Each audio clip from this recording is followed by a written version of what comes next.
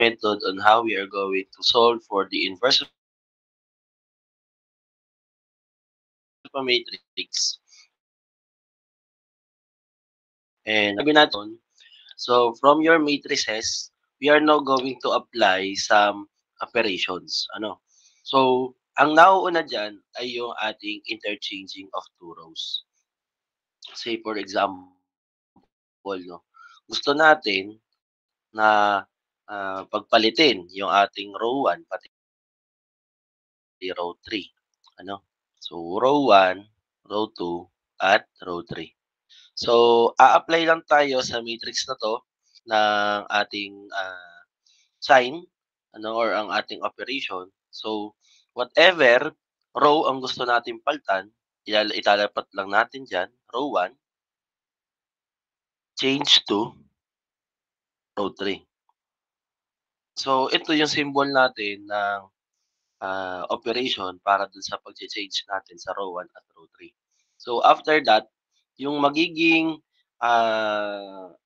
final natin na matrix ngayon ay magiging row 3, row 2, row 1. Okay? So, itong ating magiging elements dun sa row 1, pupunta ngayon sa row 3. Tapos yung elements ng row 3, pupunta ngayon sa row 1. Okay? So, that is how you apply this elementary row operation, yung interchanging of two rows. Okay? Yung sunod naman natin is we need to multiply or divide a row by a scalar quantity. So, papaano naman yun?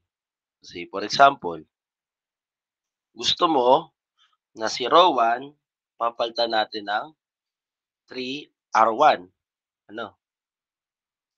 So, gagawin mo, itatapat mo yung row, napapalitan mo ng operation, and then, change to, so ayan, mayroon tayong arrow dito. I-change mo daw siya as 3, row 1.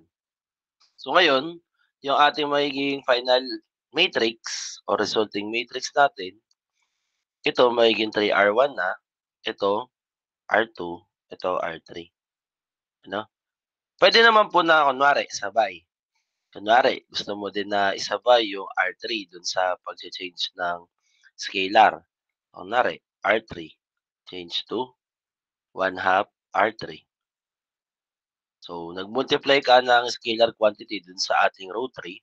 So, buong row 3 mo ay magiging 1/2 R3 na lang. And then, the last operation natin dito is yung ating multiplying or dividing a row by some scalar and adding or subtracting to the corresponding elements of another row. Say for example, itong si R1, gusto natin na bigyan ng scalar quantity as well as mag-subtract tayo ng row dito sa ating R1. So say for example, yung R1 mo, gusto mong paltan. Lagi niyong iisipin na kapag ka R1 ang babaguhin mo, dapat siya yung mauuna dito sa equation. So say for example, gusto mo na ito ay magiging 3R1 and then mag-subtract or mag-add tayo ng another row to it. So say for example, gusto ko na ito ay maging negative R2. So, ang gagawin nyo lang is yung multiply yung elements natin sa row 1 by 3 and then subtract all of the elements sa row 2. So, ano mangyayari? Di ang magiging resulting matrix ko ay yung 3R1 minus R2, R2, pati R3. So, ano man yung maging results natin sa lahat ng elements dun sa ating bagong row 1, yun ang ilalagay ninyo. So, sir, para saan po ba itong ating mga operations na yan? Kapag interchanging two rows, hindi ito masyadong ginagamit. Pero, pagdating natin dun sa multiplying or dividing a row by a scalar, tatandaan ninyo na yung element ay meron kayong specific element at that row na gusto niyong gawing 1. Okay, tatandaan ano, kapagka itong operation na 'to na multiplying or dividing a row by a scalar quantity, may gusto tayong element dun sa row na yon na gawing 1. Okay, 1 ang value. Okay, ngayon naman, dito naman sa ating multiplying or dividing a row by some scalar and adding or subtracting to the corresponding elements of another row, dun sa row na yon, dun sa specific row na yon, meron ka namang gustong gawing 0. Okay? Meron kang gustong gawin na 0. So, yun na yung tatandaan, ano, itong dalawa. Almost ito lang naman din dalawa yung kailangan dyan tandaan. Ito ay madalang gamitin, ano, pero minsan nagagamit pa rin. Okay. So, anong purpose po natin ng mga elementary row operation sa inverse of matrix? So, ganito po kasi yan. Kung yung adjoint may formula na inverse of a matrix equals to adjoint over the determinant of A or determinant of the matrix. Ito namang inverse of matrix using elementary row operation. Ganito ang mangyayari. Maggagawa kayo ng augmented matrix. So say for example, binigyan ka ng matrix A. Yan, binigyan ka ng matrix A. Ngayon, kung gusto mong kuhanin yung A raised to negative 1 or inverse ng ating matrix A, ito yung magiging formula. Ano? So, magkakaroon tayo dito ng augmented matrix na tinatawag. So, augmented matrix natin, meron tayo dito na A bar I. O, tanda pa ba? Itong I natin, tanda pa ba itong si I? Yung I natin, yan yung tinatawag natin na identity matrix. Okay? So, from the types of matrices. Yung identity matrix na yan, engineers, kung ano yung ating dimension, kunyari 3x3, again, lahat ng main diagonal niya or elements on the main diagonal, which is yung mga A11, A22, A33, ay puro 1. Ano? Yan, puro 1. Ganyan yung identity matrix. So, kunwari man ano, na gusto natin na gamitin to for augmented matrix. So, ang mangyayari ngayon doon sa matrix mo, magiging ganito. Yan. A11, A12, A13, augmented, 100, A21, A22, A23, A31, A32, A33. So, ganyan yung itsura ng augmented matrix. Tatandaan ninyo tong ating matrix na yan. Ano? Kasi, yung matrix na yan, by applying elementary row operation, ang mangyayari sa atin, makakapag-obtain tayo ng identity matrix augmented sa A inverse. Okay? So, by elementary row operations, ito pa lang ating matrix A dito, gagawin mong kamukha nitong ating identity matrix. Kumbaga, magpapalit. Ano? So, kunwari, ang maging data natin dito,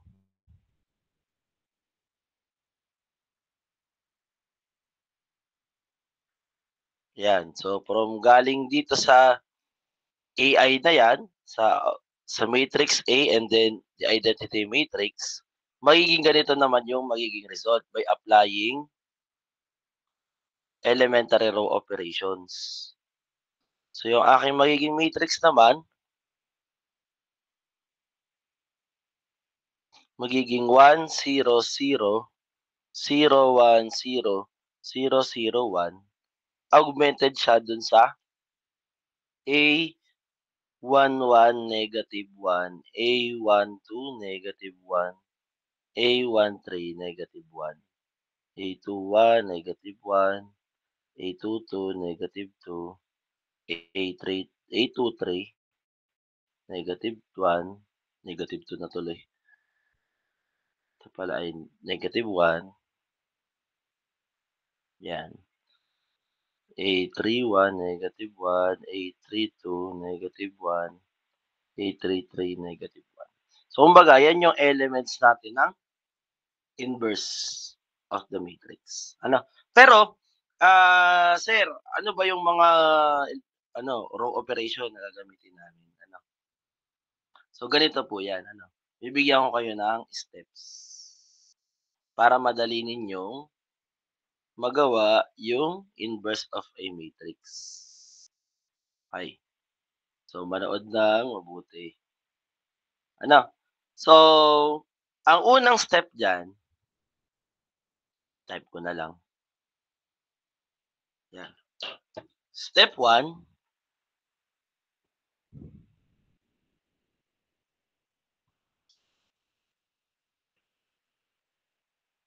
Step 1,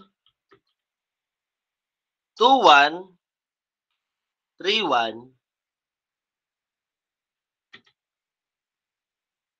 2, 1, 3, 1, use R1. Okay? Mamaya, ma-interpret din natin yung 2, 1, 3, 1, use R1 na yan. Number 2,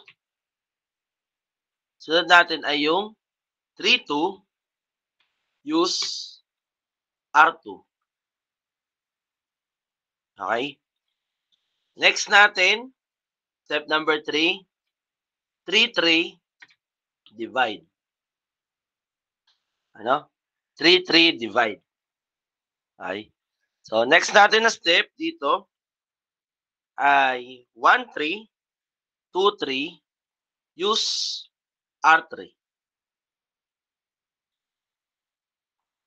Step number 5, 1, 2, use R2.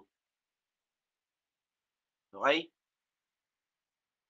Then, next natin is number 6. Wait, baligtad pala. Yun, wala na. Ulit, tatype ko ulit. 2, 1, 3, 1, use R1. Next step ay 3, 2, use R2.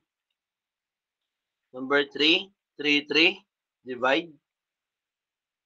Step number 4, 1, 3, 2, 3, use R3.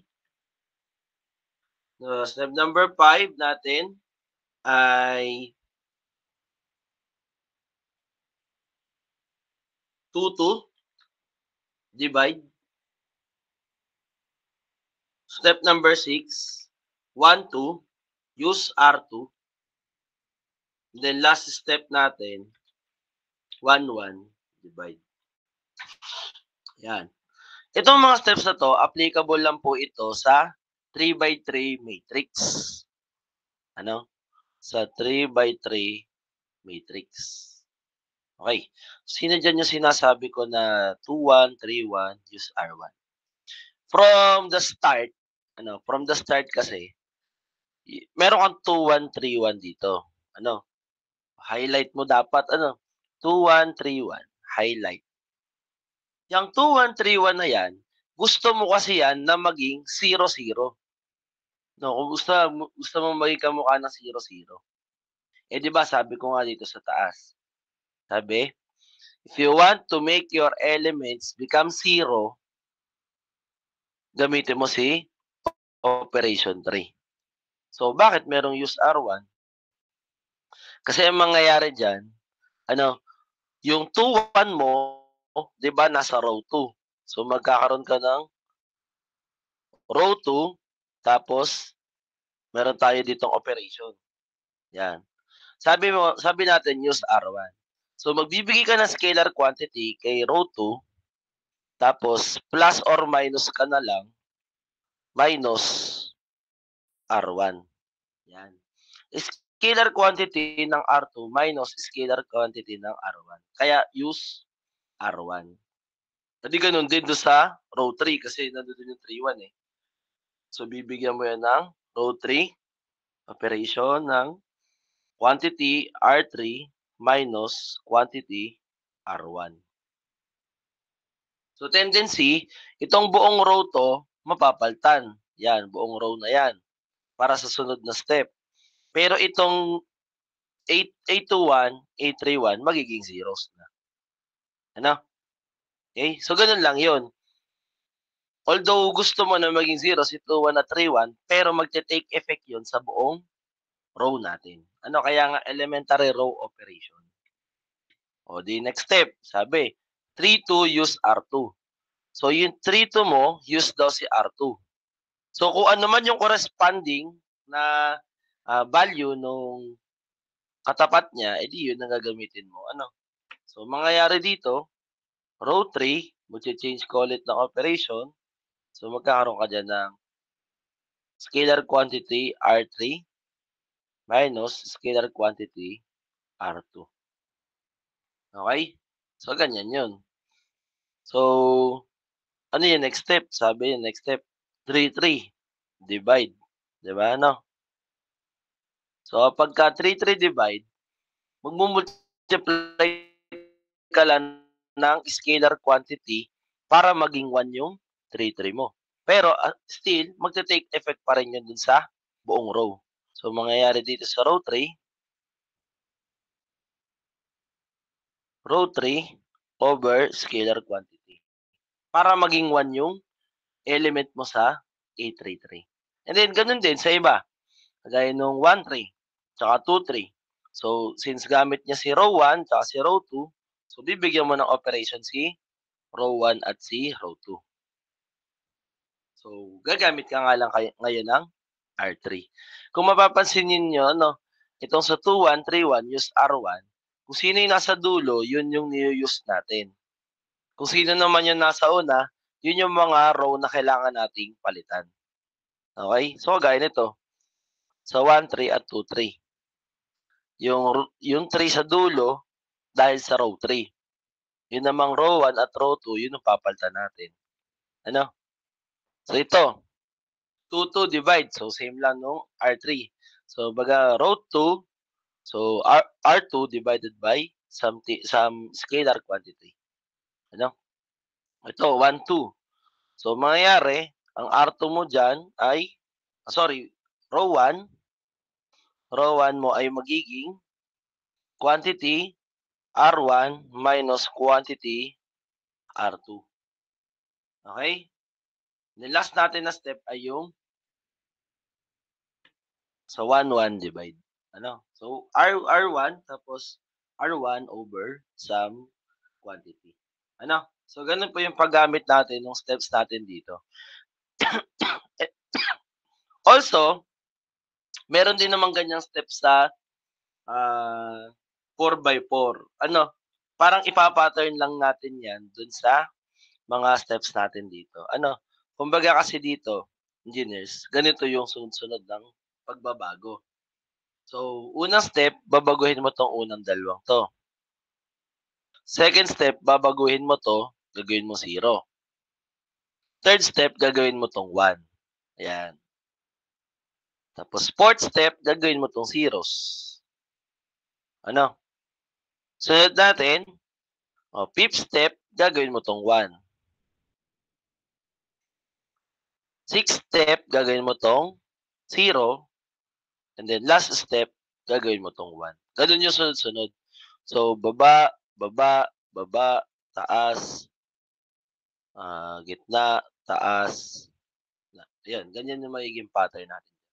So, gano'n din kapagka 4x4. Ano? So, mamaya, gawa tayo ng step para diyan sa 4x4. Pero ngayon, mag-try tayo mag-solve ng dito sa ating ah, R1, R2, tapos sa lahat ano, sa 3x3 matrix.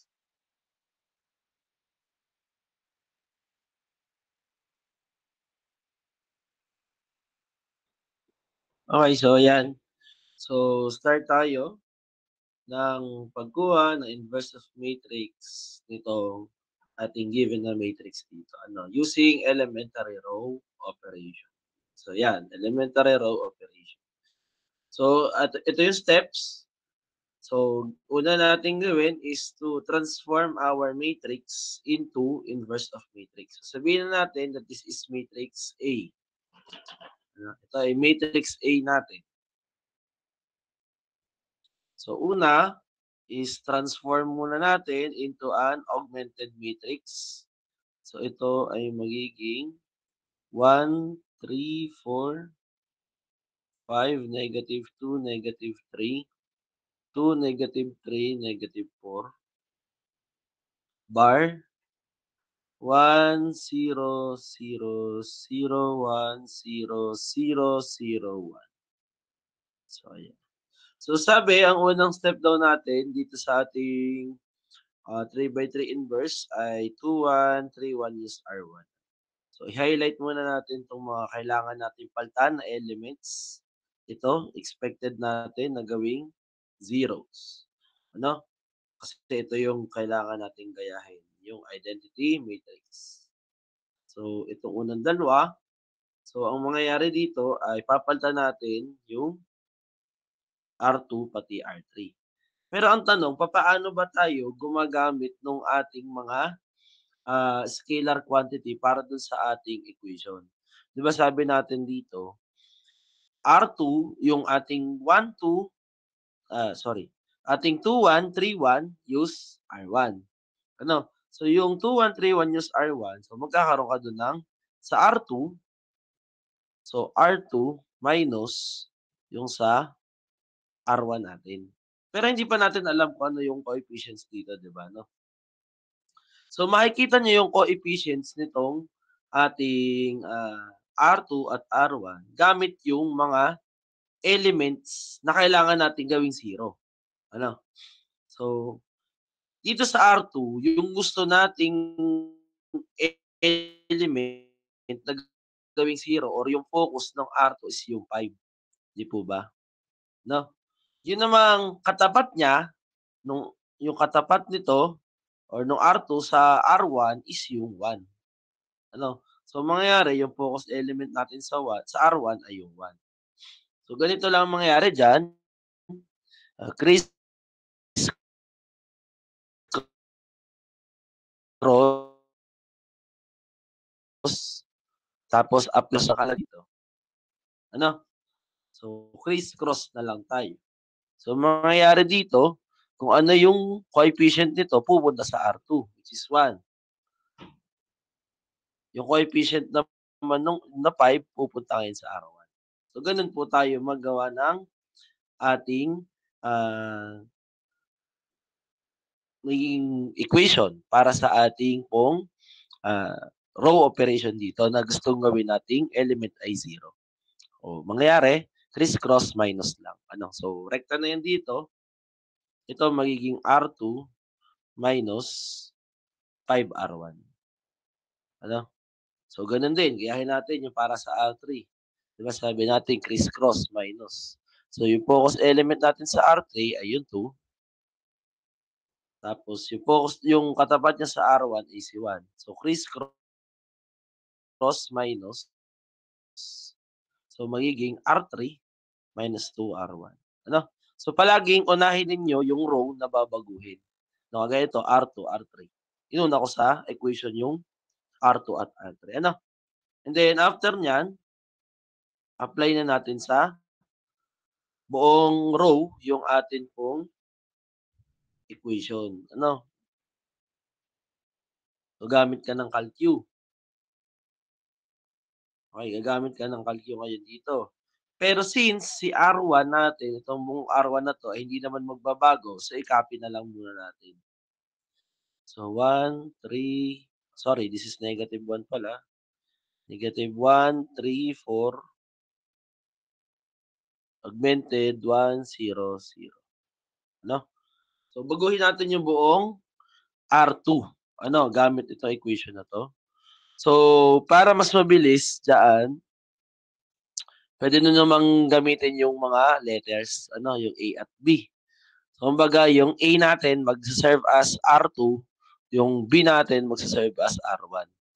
Ano, so kung ano man yung coefficients, ililagay niyo lang. So, kagaya nito, yung R2 minus 5R1 gawin nating A minus 5B. Ano? So, type niyo lang alpha A minus 5 alpha B, gano'n. Ta's gawin ninyo, pindutin niyo si calc, si calc. Magtatanong kung anong value nung ating A. 'Di ba dito, yung sa row 2 ang unang element ay 5. So, ilagay mo 5. Yung sa B, yung katapat niya, yung -1. 'Di ba, -1. Hindi pala, mag-iiba pala ang ating data dito. Kasi nga pala ito ay -1. So, by equation, this is plus, this is plus.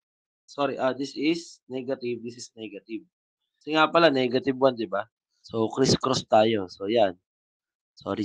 So, R2, ang coefficient ay -1 tapos -5R1. Ano, nga pala, -1 nga pala 'to. So, ingat lang do'n ano, sa mga gano'ng problem. So, ayusin natin yung sa calculator. So, dapat ito ay -A minus 5B. Ayan. So, calc natin, yung katapat natin dito is 5. So, type nyo lang 5 tapos equal sign. Tapos yung sa katapat ay -1. So, mapapansin nyo, yung ating magiging answer ngayon ay 0. Ano? So, ito yung nagbago. Naging 0 na siya.